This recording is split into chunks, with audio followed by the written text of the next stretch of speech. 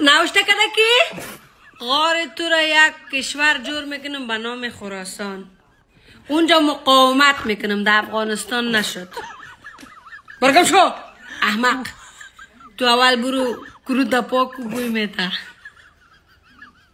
اول پمپرز تا بان که تبدیل کنه ننید اور میره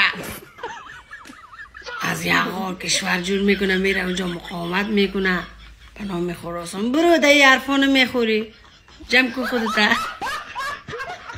زیر مفت میزنی در اینجا دیگه. نبینم کامنت های چرت و پرت. اینا را در اونا گد نکو، این چیزا را در اون چیزا گد نکو احمق.